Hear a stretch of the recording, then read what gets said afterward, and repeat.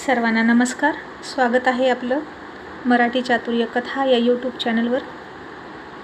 आपल्या व्हिडिओला सबस्क्राईब करा, बेल आयकॉनवर प्रेस करा आणि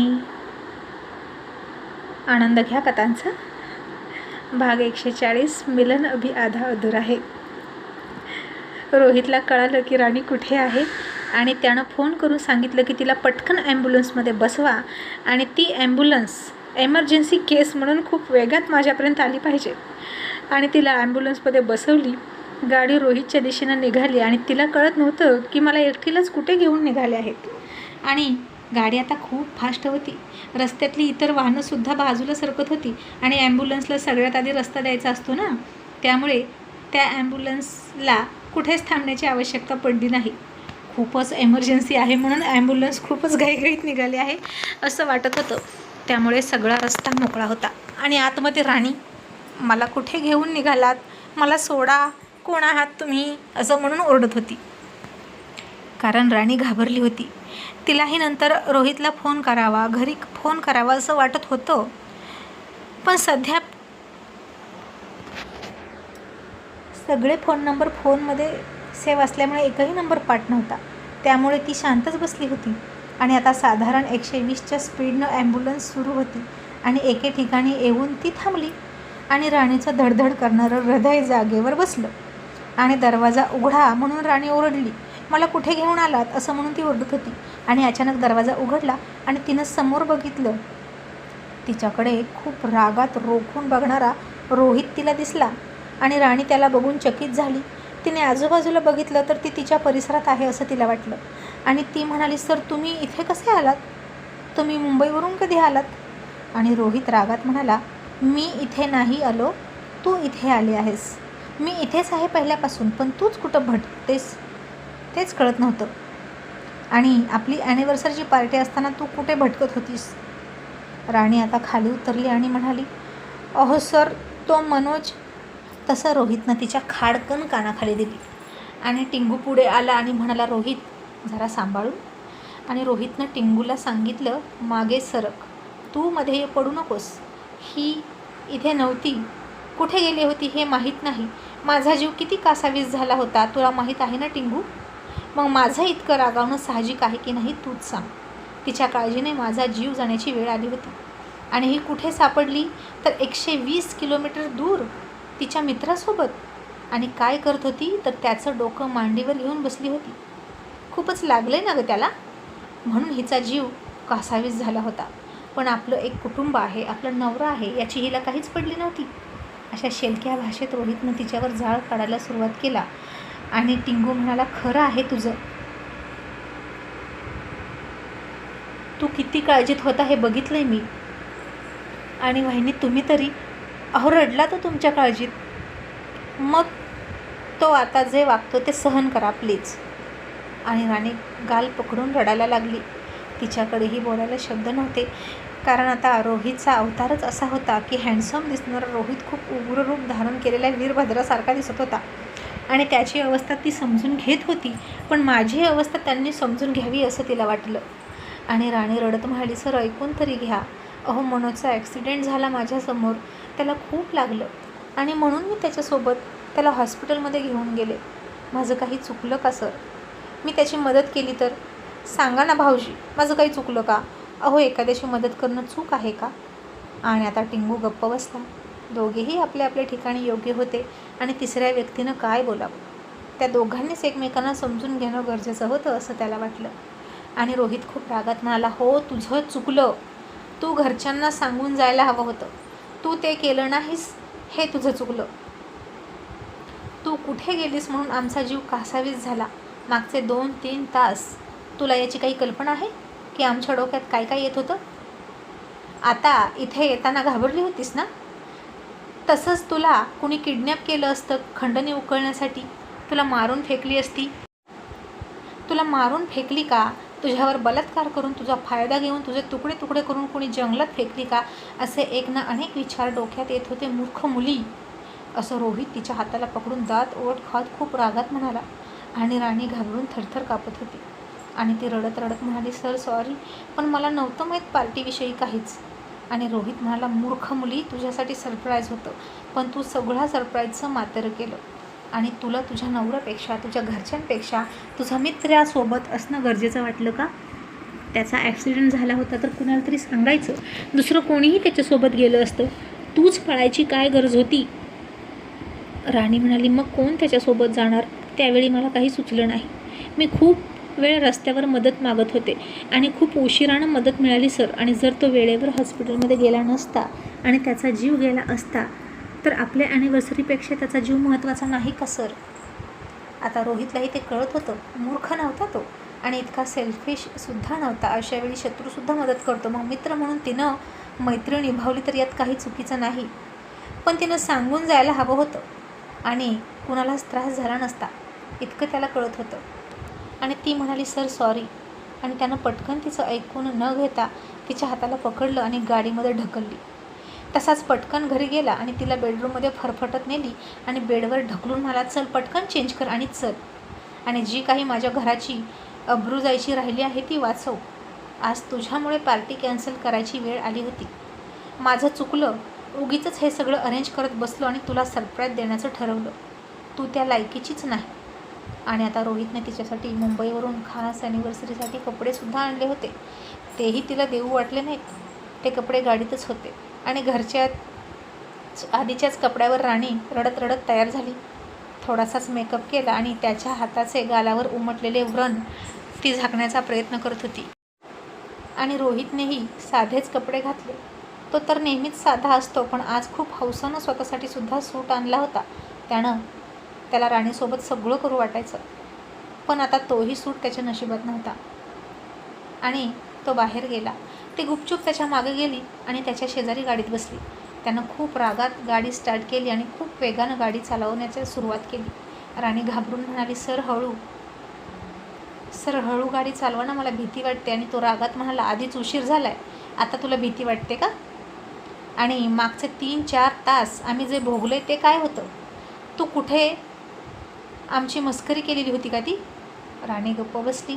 आता बघता बघता पार्टीच्या हॉलसमोर दोघंही गुपचूप आले आणि हळूच कुजबूज सुरू होती की राणी रोहित गेले कुठे?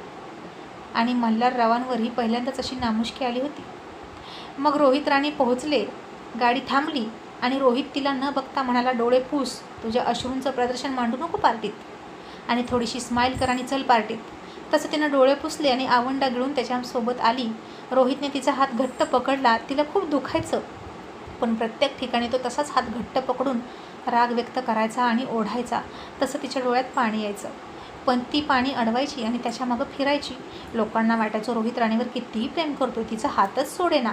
लोक जवळ यायचे, बुके द्यायचे, गिफ्ट द्यायचे, हॅपी ॲनिव्हर्सरी म्हणायचे आणि त्याला चिडवायचे सुद्धा. आणि टिंगू सोडून सिद्धू मकरंद खरंच रोहितला चिडवत होते आणि बायकोचा हात सोडत नाही म्हणून. आणि रोहित म्हणायचा, आता माझ्या बायकोवर माझं प्रेम आहे म्हणून. आणि राणीचा हात जोरात दाबायचा, ओठ खाऊन. राणीला भीतीही वाटायची, तिचा हात दुखायचा सुद्धा आणि डोळ्यात आलेले अश्रू ती अडवायची सुद्धा. गेस्टसमोर ते दिसता कामा नये म्हणून ती आता अनेक गोष्टी एकावेळी करत होती आणि वेदना दाबून उगीचच गालात खोटं खोटं हसायची आणि हात सोडवून घेण्याचा प्रयत्न करायची. पण हट्टी रोहित अजिबात हात सोडत नव्हता. सपना ते बघायची आणि तिला कळायचं की रोहित कसला राग काढतोय.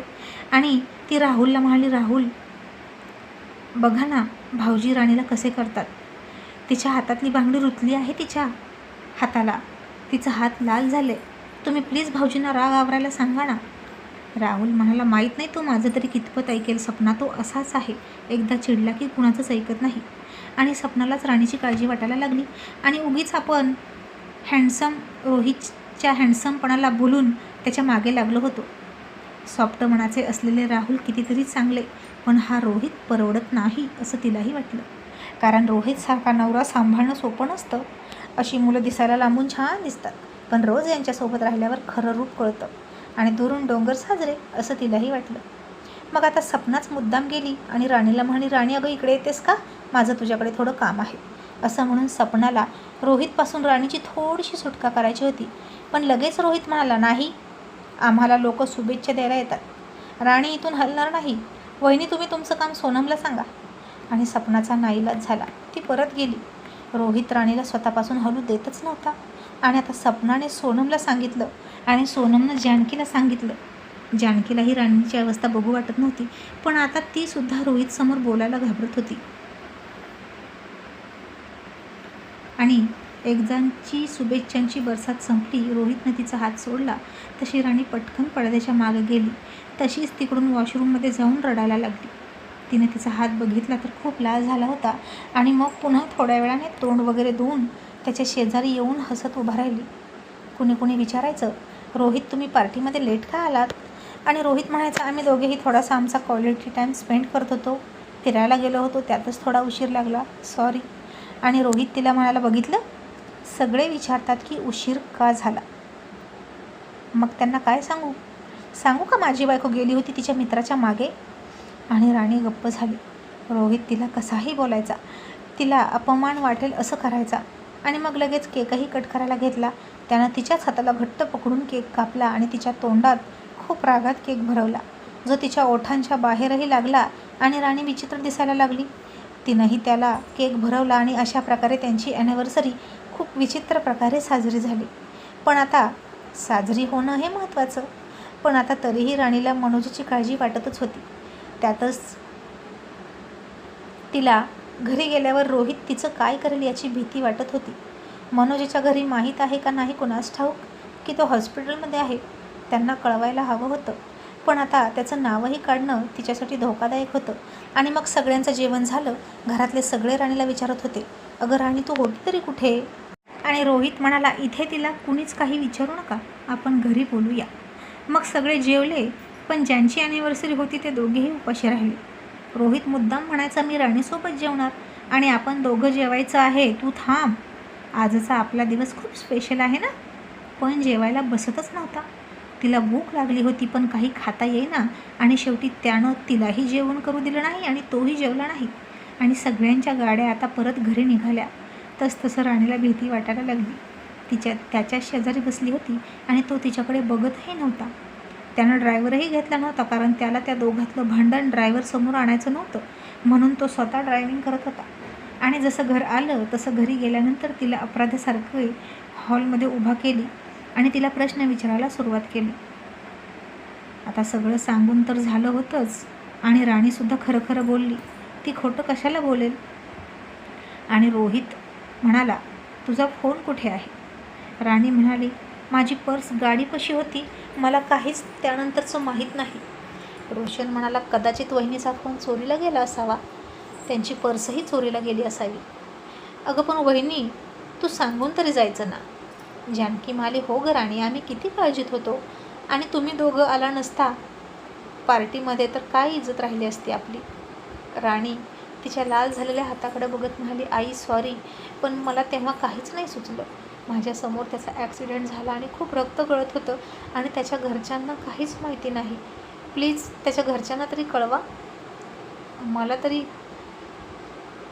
फोन करायचे होते तुमच्या सगळ्यांना, पण माझ्याकडे कोणाचाही नंबर तोंडपाठ नव्हता. तरीही मी सरांची ओळख काढून कोण ओळखते का त्यांना ते बघत होते. आणि प्लीज आई, बाबा मनोजच्या घरी कळवा, त्याच्याजवळ कोणीतरी असायला हवं. आणि मनोज पुराण ऐकून रोहितनं तिच्या हाताला पकडलं, बेडरूममध्ये नेऊन बेडवर आपटली आणि म्हणाला, तू जातेस का त्याच्याकडे त्याची काळजी घ्यायला? उगीच तुला कॉलेजला जाण्याची परमिशन दिली, तू गेली नसती तर हे सगळं झालंच नसतं. राणी आता रडत होती. बाहेर सगळ्यांना भीती वाटली की आता रोहित तिचं काय करेल काय माहीत. आज ॲनिव्हर्सरी दिवशीच घरामध्ये तमाशा होता. मल्हाररावांनी मनोजच्या घरी कळवलं आणि हॉस्पिटलचा पत्ता दिला आणि तेवढं एक चांगलं काम केलं. आणि रोहित तिच्याकडे पाठ करून झोपला. राणी रडत रडत गुडघ्यात मान घालून तशीच बसली बेडला टेकून जमिनीवर. आणि त्याला अजिबात काही फरक पडला नाही. किती अपेक्षेने तो मुंबईवरून आला होता. आजची नाईट खूप रोमॅन्टिक असणार होती, पण सगळं धुळीस मिळालं. आणि इकडे मेघना घरी आली आणि खूप आनंदात होती. राणीची पर्स आणि मोबाईल तिच्याकडेच होता आणि तिचं बाकीचं साहित्य इकडे तिकडे फेकून दिलं आणि मोबाईल मात्र दगड घालून तुकडे तुकडे करून फेकून दिला आणि काहीच पुरावा शिल्लक नाही ठेवला. आता उद्या राणीचं तोंड बघायला मज्जा येणार म्हणून ती खुश होती, कारण मनोजकडे राणी गेली ॲनिव्हर्सरीची पार्टी सोडून. हे रोहितला कधीच खपणार नव्हतं. मग दुसऱ्या दिवशीची सकाळ उजाडली. रोहित अजूनही रागात होता. राणी मरगळलेल्या अवस्थेत होती. तो तिच्याकडे बघतही नव्हता आणि त्याच्याकडे अश्रू भरलेल्या डोळ्यांनी ती बघायची. त्याला म्हणाली, सर ऐका ना. तसं त्यानं एक बोट वर केलं आणि म्हणाला, माझ्याशी बोलायचं नाही. जोपर्यंत मी सांगत नाही तोपर्यंत गप्प बसायचं. ती बिचारी गप्प बसली. आता रोहित असाच चिडत राहणार होता. राणी कॉलेजलाही गेली नाही.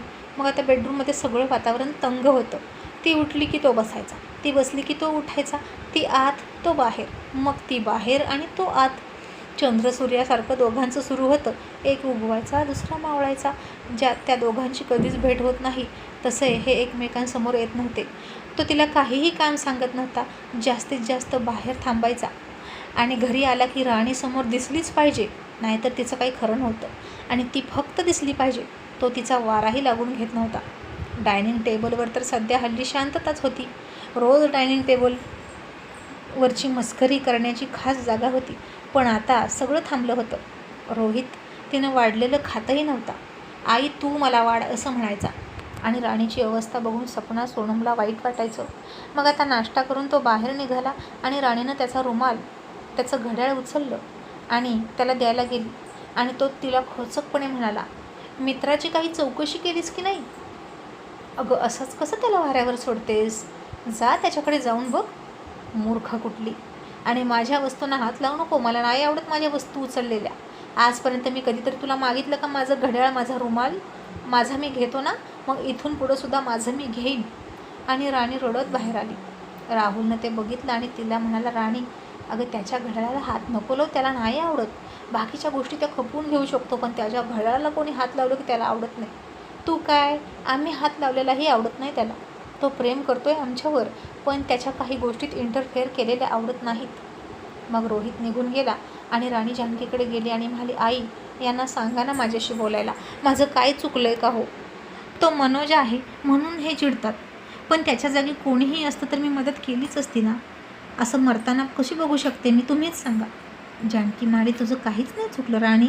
अगं पण त्याचा राग तुला माहीत आहे ना. जोपर्यंत त्याच्या मनात येत नाही ना तोपर्यंत तो त्याचा राग सोडत नाही. मग कोणीही कितीही विनंती करा, उपयोग शून्य असतो. मला वाटतं तूही थोडंसं शांत राहा आणि त्याचा राग निवळू दे. राणी म्हणाली, ठीक आहे आई. आणि ती म्हणाली, आई मी माझ्या आईकडे जाऊ का 2 दिवस? म्हणजे मला सतत पुढे बघितलं की त्यांना राग येत असेल. राणी म्हणाली, ठीक. जानकी म्हणाली, ठीक आहे जा. मग राणीकडे फोन तर नव्हता. तिनं एक चिठ्ठी लिहिली आणि बेडवर ठेवली आणि तिच्या आईकडे निघून गेली. राहुलनं रोशनला बोलवून घेतला. रोहितलाही बोलवलं आणि तिघेही भाऊ बाहेर हॉटेलमध्ये भेटले. आणि राहुल रोहितला समजावून सांगणार होते आणि आपण थोडीशी मध्यस्थी केल्याशिवाय रोहित त्याचा राग सोडणार नाही असं त्यांना वाटलं. आणि आता रोशनला तर घरात कसलंच करमत नव्हतं. आणि तो रोहितला म्हणाला, यार दादा तू इतका कसा चिडका आहेस रे? तू नर्वस असला, तू चिडला की घर नर्वस असतं, तू हसला की सगळे खुश असतात. बास ना आता, किती शिक्षा देशील राणी वहिनीला? तुला बोर होत नाही का रे गप्प बसल्यावर? असा तो हट्ट करत म्हणाला. आणि रोहितने ड्रिंकचा ग्लास हातात घेतला होता, तो संपवला आणि ग्लास आपटून म्हणाला, नाही होत, मला असंच राहायला आवडतं. आणि रोशन चिडून म्हणाला, हो म्हणे मला असंच राहायला आवडतं.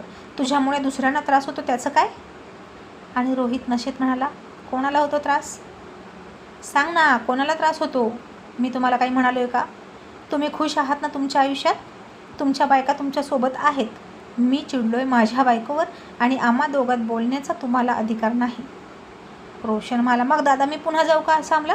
असल्या वातावरणात राहणं मला मुश्किल आहे. आणि रोहित त्याच्यावर चिडून म्हणाला, जा पण बायको घेऊन जा.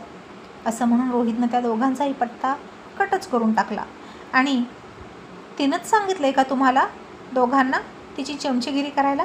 अशा भाषेत रोहित बोलला आणि रागात राणीकडे घरी निघाला.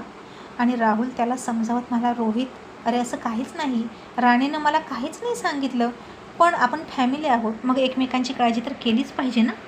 तरीही रोहित रागात म्हणाला, पण आमच्या दोघांच्या मध्ये न पडता बाकीचं काय करायचं ते करा. आणि तो घरी आला. तो कोणाचंच ऐकत नव्हता. राणी घरी नव्हती, बेडरूममध्ये सुद्धा नव्हती. त्यानं बेडवर ठेवलेली ती चिठ्ठी वाचली आणि राणीनं लिहिलं होतं, सर मला माहीत आहे तुम्हाला माझा खूप राग आला, पण माझं खरंच काय नाही चुकलं आणि माणुसकी सोडून मला वागता येणार नाही. आणि मी सतत तुमच्या नजरेसमोर असल्यामुळे तुमचा राग वाढत जातो म्हणून काही काळ मी तुमच्यापासून दूर राहायचं ठरवलं आहे. आणि प्लीज मला घेण्यासाठी येऊ नका. तसंही तुम्ही येणारच नाही मला माहीत आहे, पण जर मला माफ केलं तरच मला घ्यायला या. आणि आता हे वाचलं आणि रोहित खूप चिडला आणि बाहेर जाऊन म्हणाला, आई ती माहेरी कशी गेली? जानकी म्हणाली, अरे तिनं मलाच विचारलं म्हणून जा म्हटलं. आणि रोहित रागात म्हणाला, आई माझ्या बायकोला तिच्या माहेरी जाण्याची परमिशन तू का दिली? ती माझी बायको आहे ना, मग माझ्या परमिशनशिवाय ती इथून नको जायला हवी होती. असं म्हणून तो तडक आल्या पावली परत निघाला आणि गाडी स्टार्ट करून राणीला आणायला निघाला. आणि तिच्या आईला फोन करून मला तिला सांगा घराच्या बाहेर येऊन उभा राहा, मी घ्यायला येतोय. तिची हिंमत कशी झाली मला न विचारता घर सोडायची. आणि राणीच्या आईनं राणीला तसंच सांगितलं आणि राणी आणखीनच घाबरली. आणि पुढच्या काही मिनिटातच तो तिच्या घरासमोर आला. त्यानं जोरात हॉर्न दिला आणि राणी बाहेर यायला घाबरायची. आता राणीची आई बाहेर गेली आणि घाबरत म्हणाली, रोहित तुम्ही आत येता का? अहो राणी पण खूप रडत आहे, खूप घाबरली आहे. किती दिवस राग पकडणार? राग सोडा रोहित, तिची चूक तिला मान्य आहे. आणि रोहित म्हणाला, आई तिला जर चूक मान्य आहे ना तर तिला म्हणावं बाहेर ये, मी आत येणार नाही, मी तिला घ्यायला चालू. राणीची आई म्हणाली, पण तुम्ही गाडीत तरी बसून असं किती वेळ बसणार? तो म्हणाला, मी तिला घ्यायला आलोय, मी थांबायला आलोच नाही, मी नंतर येईन तेव्हा थांबेन. आता राणीच्या आईची मधल्यामध्ये गळचेपी झाली. राणी बाहेर येत नव्हती, रोहित आत येत नव्हता आणि तो मोठ्यानं म्हणाला, राणी तुला बाहेर यायचं आहे की नाही? आणि राणी खिडकीतून म्हणाली, मी म्हणाले होते तुम्हाला मला माफ केलं तरच घ्यायला या, मग तुम्ही मला माफ केलं का? आणि रोहित रागात म्हणाला, अजिबातच नाही. मग राणीसुद्धा गाल फुगून म्हणाली, मग मी पण बाहेर येणार नाही. आता रोहित गाडीतून उतरला आणि सरळ गाडीच्या पुढच्या बाजूला जाऊन बोनेटवरच बसला आणि म्हणाला, ठीक आहे, बघूच कोण कोणाचा हट्ट सोडतं. आणि वेडा रोहित तिथंच गाडीवर बसला. आणि राणीचा भाऊ म्हणाला, ताई अगं जा की बाहेर, दाजी गाडीवर बसले, अगं पाऊस पण पडतोय. आणि राणीनं डोक्यावर हात मारून घेतला. आणि हा हट्टी रोहित कुमार तिथं बसेल रात्रभर पण घरात येणार नाही. आणि कसलं सॉलिड हट्टी लिक्विड पिऊन याला आईनं जन्माला घातला असा प्रश्न तिच्यासमोर पडला. मग आता काय होईल? कोण कोणाचा हट्ट सोडेल? राणी तिचा हट्ट सोडून बाहेर येईल का, की रोहितला आत जावं लागेल? हे पाहणं इंटरेस्टिंग ठरणार. तुम्हाला काय वाटतं कमेंट करून नक्की सांगा. बाय.